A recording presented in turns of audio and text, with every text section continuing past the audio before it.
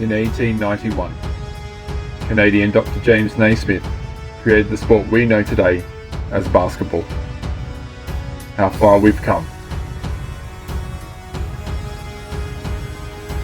It is believed that on Wednesday, the 17th of February 1897, at the opening of our Boys Institute, OBI would play YMCA in the first exhibition of basketball in South Australia. OBI and the YMCA continue to be at the forefront of the development of Adelaide basketball from this time. In the 1940s to 1960s, the game of basketball grew as Christian missionary basketball teams from the USA began playing against Olympic basketball teams in Australia. It was here in 1950 the journey began for us, almost 70 years ago. Church basketball was one of the largest participation competitions around Australia, from Albert Park to the Duncan buildings. The American Christians who brought the game to our shores never realised what an impact it would have in our communities.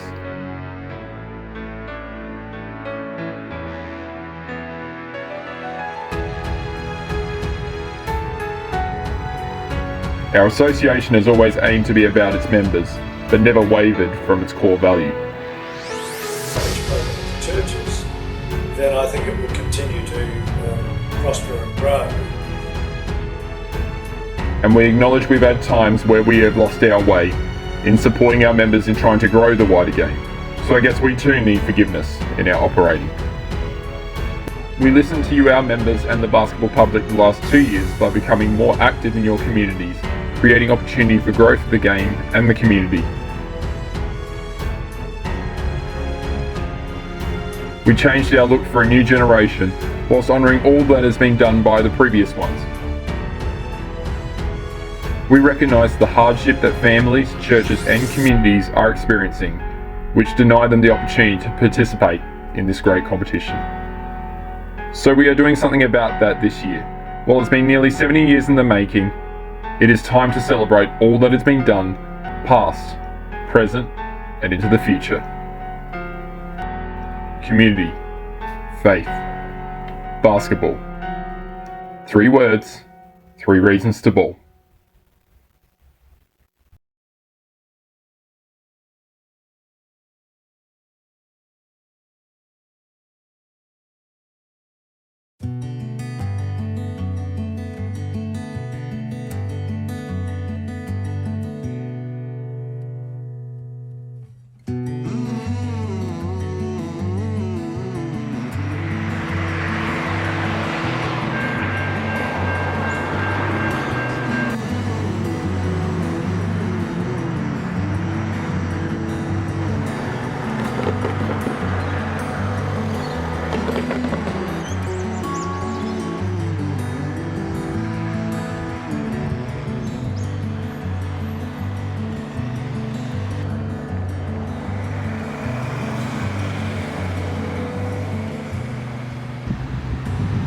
Well, here we are.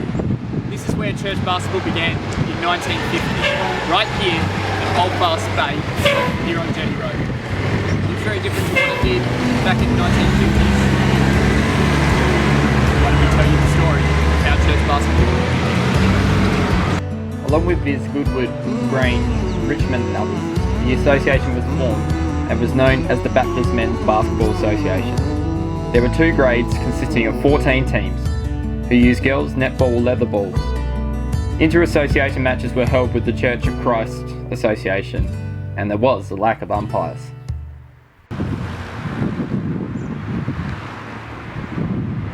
No doubt this is where it all started for players in the 1950s. Here at the local churches. An outdoor rink, a little bit of concrete on the floor. A new game that had come from America was starting to take the nation by storm. SA Church basketball was born out of this, of the opportunity that churches had to be able to use it as an outreach tool for the local communities. In 1951, the association had 3 grades and 18 teams with interstate matches, as well as played against Victorian combined churches teams. No doubt future NBL stars would have featured in these teams.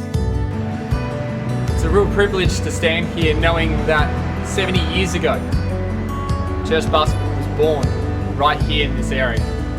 This building means so much to our association and so much to our history in terms of where we came from and where we're going in the future. It's pretty exciting to realise that the Brighton Baptist Youth Group that started here first had the idea of using basketball to be able to speak to the community in a way that they'd never heard before, in a practical sense, and through the people and relationships that they've built over the years of our history.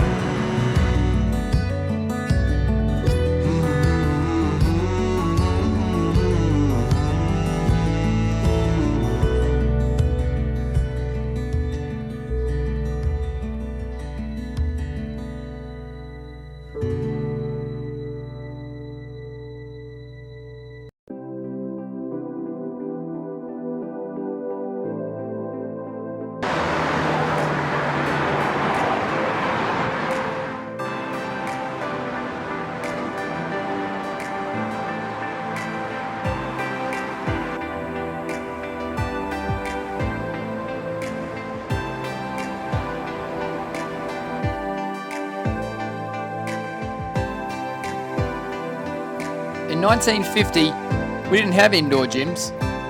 We had these outdoor courts like the ones behind us. This is roughly where the first church basketball games were played in South Australia in 1950. As you can see behind us here at the Brighton Secondary School, this is where basketball really kicked off here. In 1952, rubber balls were introduced for the first time. Players in the interstate meet include Peter Sutton, Bob Sutton, Gordon Rice, Bernie Hansen, who are all from the Goodwood A men's team, while Brian Tansell and others were from Grange Club, and a very young Malcolm Hurd from Colonel Light Gardens that in 20 years' time, along with the Westbourne Park Church, became a part of the new fellowship called Trinity Baptist Church in 1973. In 1953, to increase the scope of the association, the name was changed to the United Church Basketball Association. The number of players remained fairly constant for the first year, 3 grades and 18 teams to be precise, and many games were played indoors at the OBI in Wakefield Street, Adelaide. Umpiring improved due to new umpires coming on board, such as Les Bowden and Lyle Clift. In 1954, coaching pre-season was held for juniors. There were 26 teams and 4 grades, over 220 players. Umpires were paid 10 shillings per game, which is the equivalent of $1 these days. A young player named Scott Davey gained 3rd best player in C grade. In 1955, there were 44 teams, 7 grades and 345 players. An under 14 grade was started with much pre-season coaching. Brian Tansell gained 3rd best player in A grade. In 1956, there were 8 grades and 450 players. Court fees were started and coaching continued. Our teams to Victoria won comprehensively under coach Ray Martin. In 1957, there were 80 teams, 11 grades and 600 players. The competition was zoned for the first time and outside courts were hired. In 1958, there were 104 teams, 16 grades, including 4 under 14 and 784 players. Coaching sessions for referees were held for the very first time. And these trends have continued to this very day.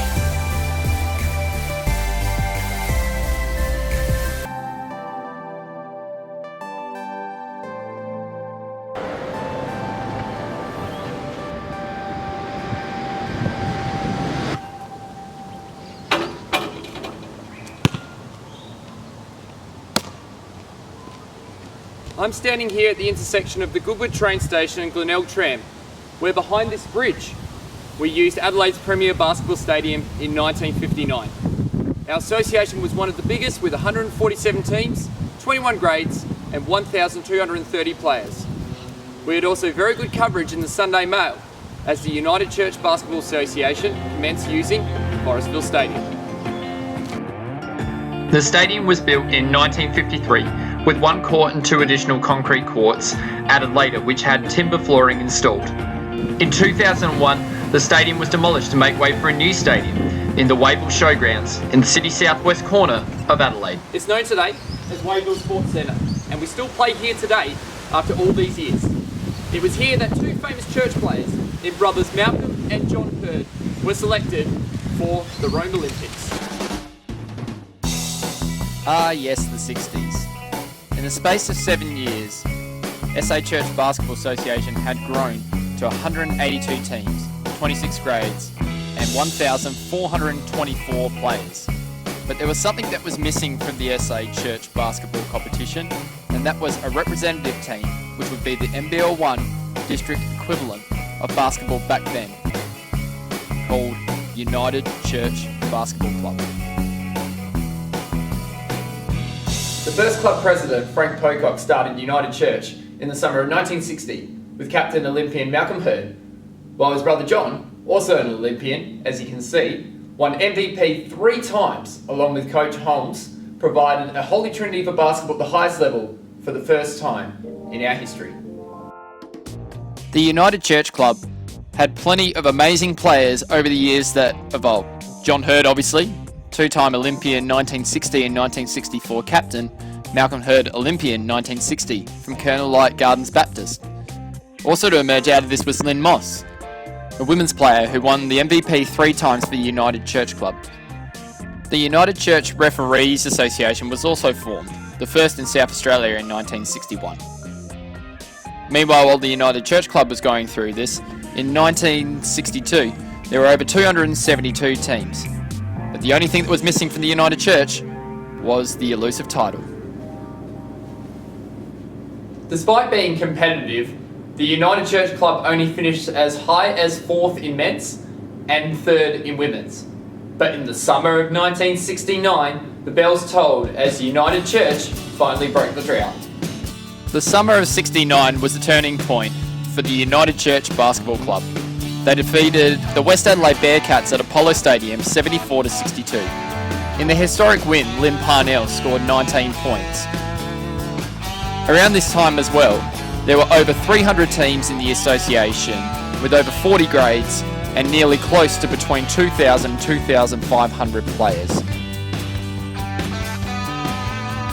In 1971, to remain in SA District Basketball, the United Church Club changed its name to what we now know today as the Sturt Sabres, with an objective to reform a United Church Club at some stage in the future. In 1981, SA Church District Club re-emerged as its own club and has been known as the Chargers, SA Church District, and as they are today, the SA Church Stars. No doubt in the first 20 years of SA Church basketball's history, the foundation of community, faith and basketball was established.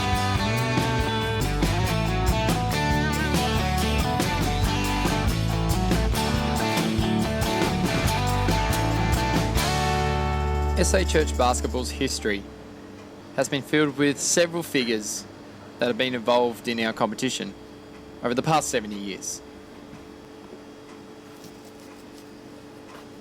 We spoke to some members of SA Church Basketball, what it meant to them to be involved in the 70 years of the history of our association.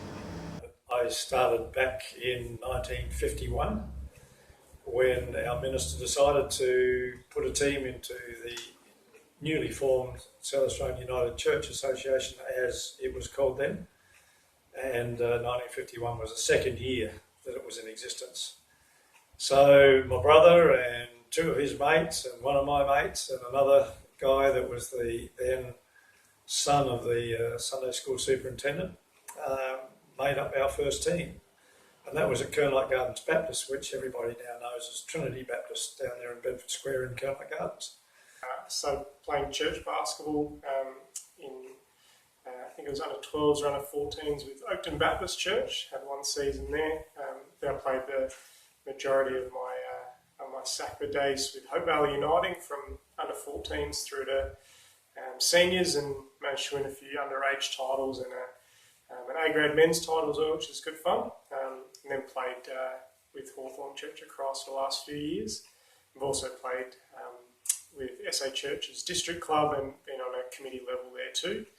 and also appreciate the opportunity to learn to umpire through SACBA. That's the Officials Association. I started there, I think when I was about 14, and did 8 or so years of umpiring. The first year I played for Seaton Methodist. The religious instruction instructor, he was looking for boys to play basketball for Seaton Methodist. I was going to Seaton Baptist at the time, so I went and played for Seaton Methodist for a year, and the next year Seaton Baptist Club was there. Outdoor basketball courts. By the time I got to seniors, we were playing at the Woodville YMCA. We had to carry in the backboards if we were playing the 1 o'clock game. If you're playing the 5 o'clock game, you carry the backboards out. I went to Hindmarsh Baptist then, and so at Parkholm, so yeah, that was how I started. Would have been 1954, a classmate that I sort of caught up with, matched up with, if I can put it that way. I started with Nigel Baptist in 1959 as a player. And I continued to play with church basketball for Kernite Gardens Baptist right up until my work commitments took me interstate, and that was at the end of 1965. Even the youngest players can recall their experiences of SA Church basketball, particularly for Maxine Reid, who started in our women's competition back in the 1960s. Wow, there you go. So, and I probably played for, I think, around about 5 years. And started out playing, well, it's called netball nowadays, but back then it was called basketball, women's basketball. And then when men's basketball was introduced, which we called five-a-side, I started playing five-a-side. It all started for me, I worked it out 56 years ago now, when I was 9 years old, and I went to the Blackwood Church of Christ, and I wasn't old enough to play at that time, and I used to train in the hall with some of the older, younger people, I guess. And one day I got a knock on the door to say their under 14 team was one player short, and they needed an extra person. I was 9 at the time, and so I got my first break to play when I was 9. That was only one game, and then I started playing when I was 10 in an under 12 competition the following year. I can still recall our first game on OG Road at Clemson United, and I think we lost to them 52-12. We played them in the grand final of the Institute in Flinders Street up on the first floor. We lost by 12. the team I played with was Clemson Uniting. They were just local people that played for their church, and they asked me if I'd like to play, so I played with them for a couple of years and played against, we won the C grade final that year, which was quite nice. We played up at Modbury in those days, which was cement floor. That was lovely to play on. But yeah, so we played St Michael's. What to you was a key factor in joining church basketball? Well, as I said, I didn't have a choice. That's how I got started in basketball.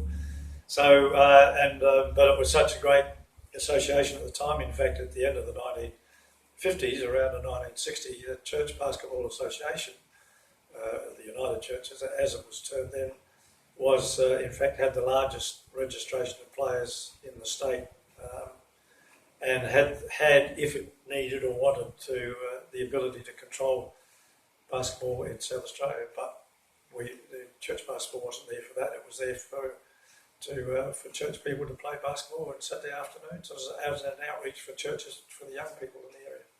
Knightsbridge Baptist started in 1956 with a men's team, and they went through undefeated, but bearing in mind that in 1950s, 57, 56, 57, basketball was brand new to Adelaide, and nearly all the teams they played against were all juniors, and of course these guys were not only older teenagers but early adults, so they creamed everybody. So as a result of that, 2 years later we started a team and played in R grade, which was a senior competition. So back in those days, R grade was still seniors. Wow. So Maybe we need to bring our grade back. But I can also recall it would have been in the 70s and 80s where SA Church had over 3,000 players involved in church basketball, and we used to roster at our place for about 12 years, every 4 weeks, with about 200 odd referees. Fascinating, real good history, real good history. Started playing for Twin Light Gardens Baptist, and he used to talk about it all the time, and he'd bring a basketball along and we'd play in the schoolyard, throwing the ball to one another, the rings at them.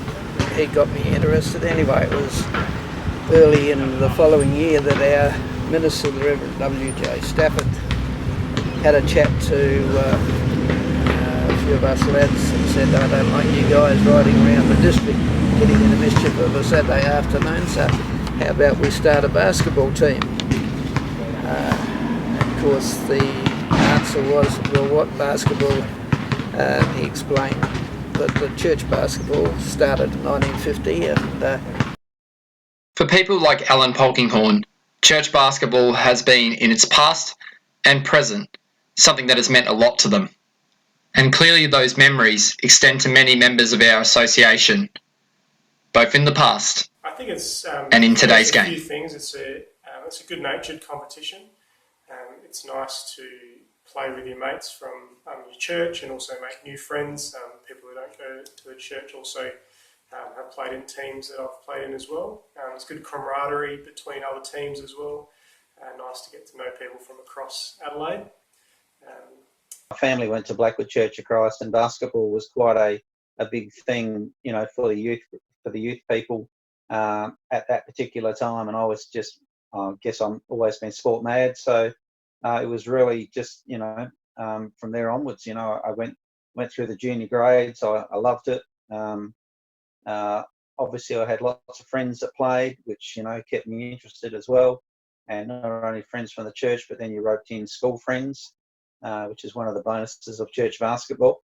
And it just grew from there, really. Church basketball is social basketball. District basketball is more competitive and much stronger, and there's a lot more teams, players, referees, and whilst district also have their social competition, that's what church has been known as, church basketball, and it has developed the likes of Jeff Weeks, Caroline Zakalos in their early days, and look where they finished up. NBL, WNBL, and also international referees. Absolutely, Andrew Filmer, Phil Haynes.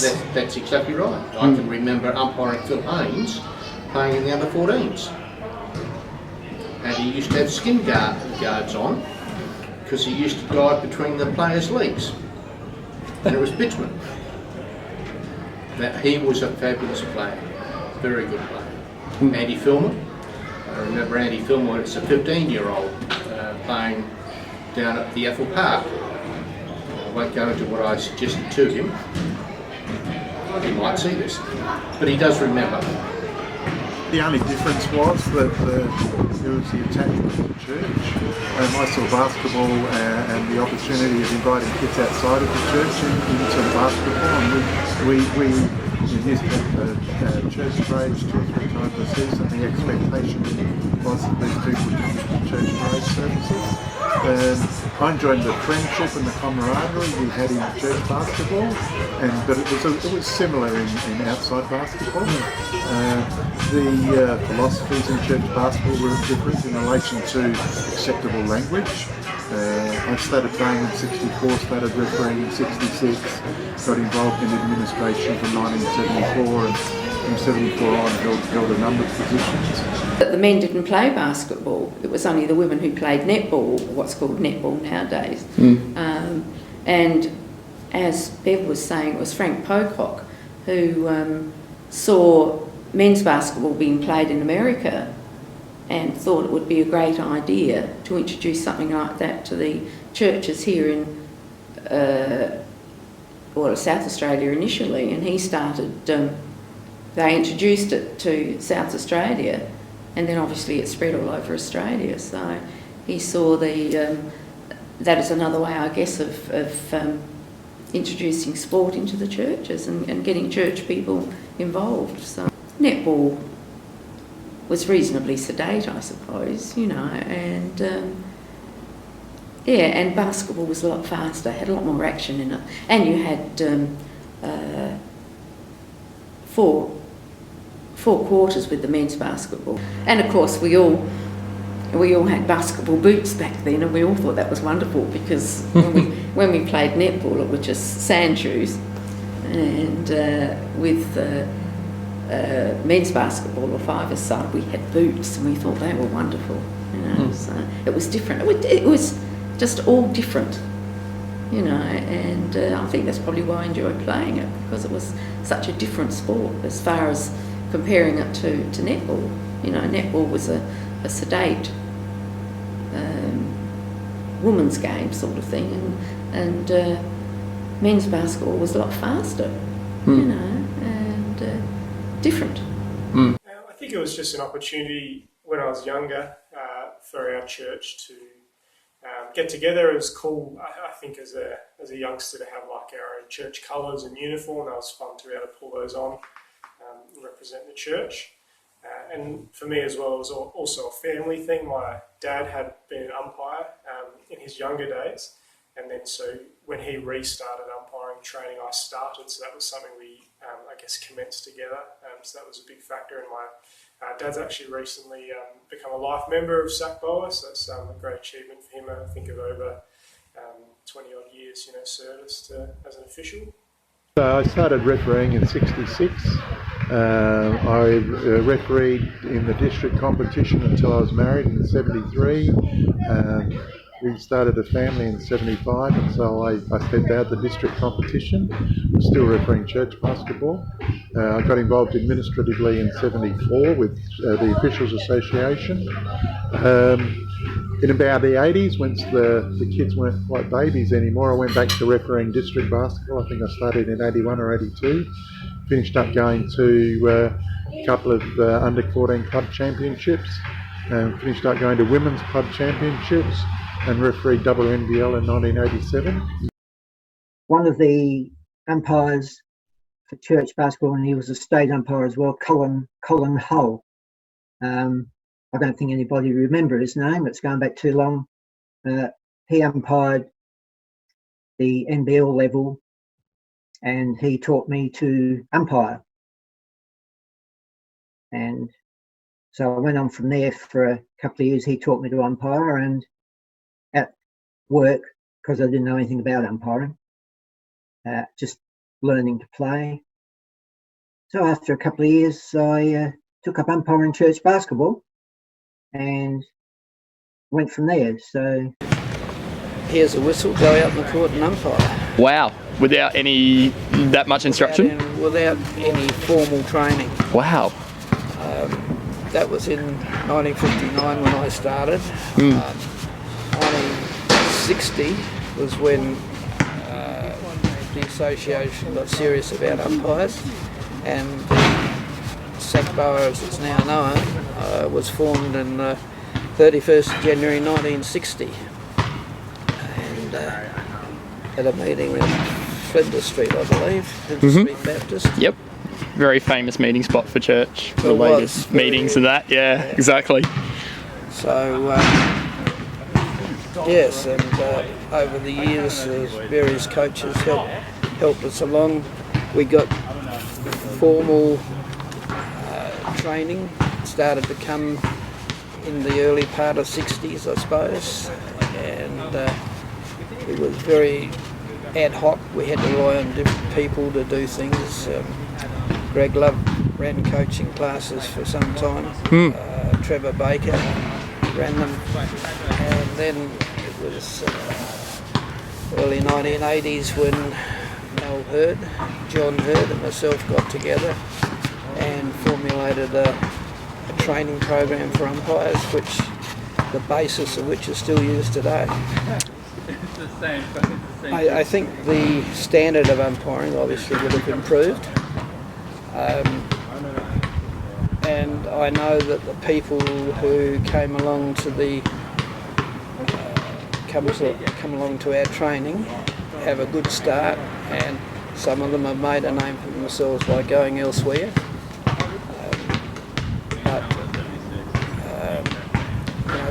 People remember today.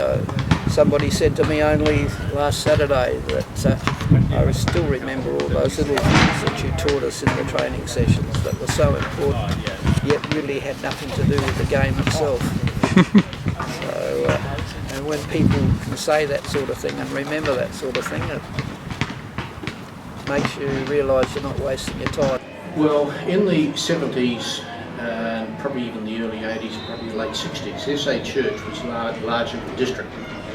So it's a very large competition. Those guys you mentioned, apart from one or two, were all much younger than I was.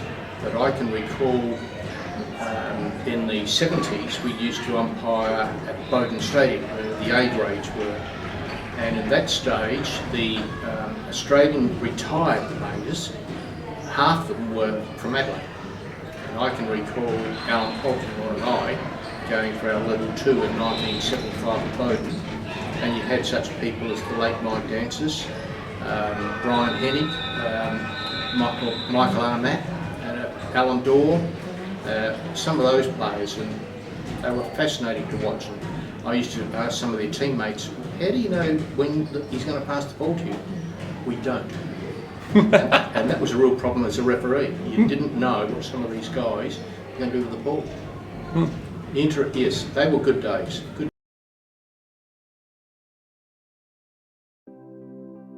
And what do you see as the future of church basketball? I think there's an opportunity to probably reconnect with some churches, but also in terms of getting teams back in that the churches used to have teams play, but also broaden the reach that connect with churches that hasn't already played and enter teams. And then I think as well there's probably a movement towards maybe linking with some schools a bit stronger, and that would be interesting to see that develop over time. I know we have some old scholars teams play, but also like students who are currently at school level, maybe playing at junior level too.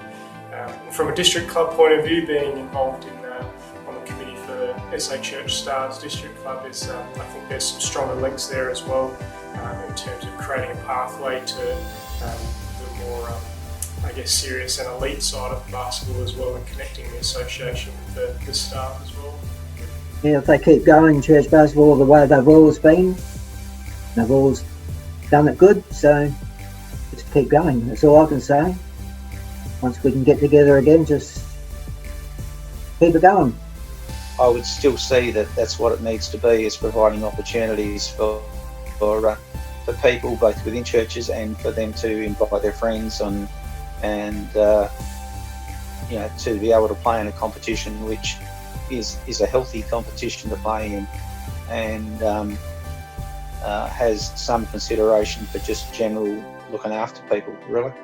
I think there used to be an attitude of us and them with church basketball and district basketball. I think today we have a much more, we're working together, not against people. And I know that that's Basketball SA's sort of philosophy of trying to work with all the members, to serve all the members. And basketball is the product that we have, we don't own it.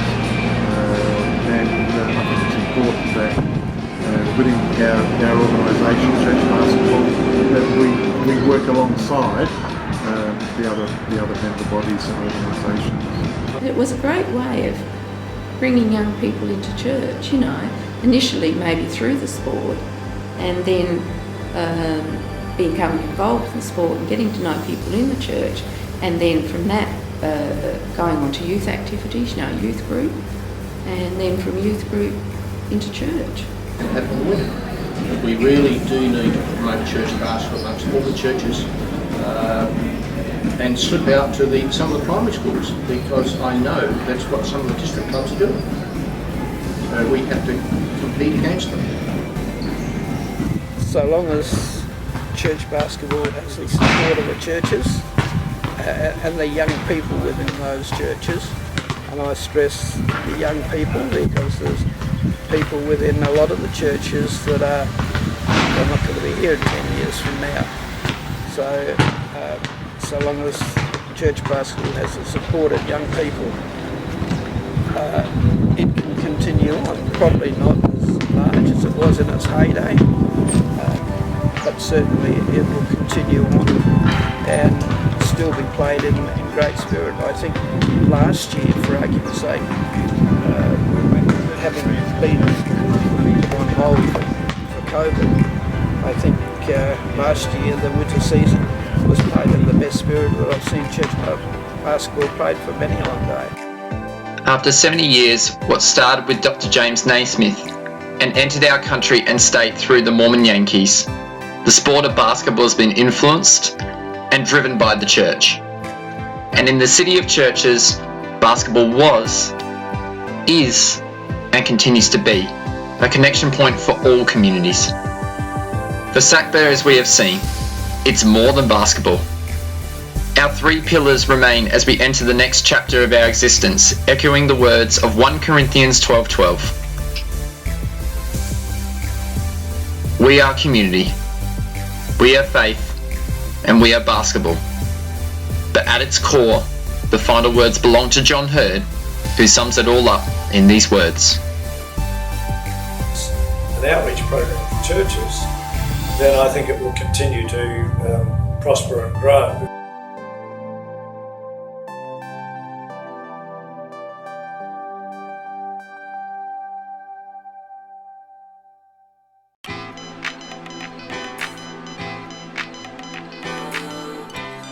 Yes sir, yes sis, if you can hear through hip hop, then here it is. Here it is, fresh off the presses, here to lift souls and clear all depression. Cause I know what it's like when the sun's all shining, but your soul feels night. Feels like you're caught under gloom's dark presence with a little light shining like the moon's sharp crescent. Talk about it. How many days going by when I said I was gonna win and I ain't even try?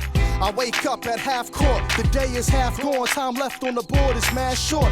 Rushing my shots, I hurry out the door, I don't pray, I don't take my worries to the Lord. How much time does it take to run the floor? Get the stopwatch, or maybe I should stop and watch the Lord. Every day is a new 24 on the shot clock, either get your shot blocked or score. With each new bright day that's dawning, each time night turns to morning. Grace is new, mercy is new. What you gonna do with it? Life is a game that you can never play it again. Would you stay in your sin or start training, aiming to win? It's a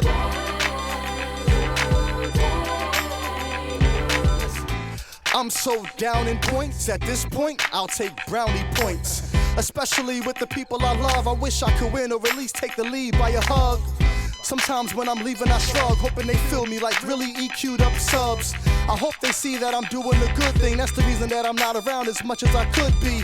And when I'm around I'm often drained, but I don't want relationships getting lost and strained. I'm always telling myself, don't have your lights out, be a lighthouse for someone else. I can do more before I hit the floor, let me cop a squat, put in some quality time for sure. Cause every day is a new 24 on the shot clock, either get your shot blocked or score. With each new bright day that's dawning, each time night turns to morning. Grace is new, mercy is new. What you gonna do with it? Life is a game that you can never play it again. Would you stay in your sin or start training, aiming to win? It's a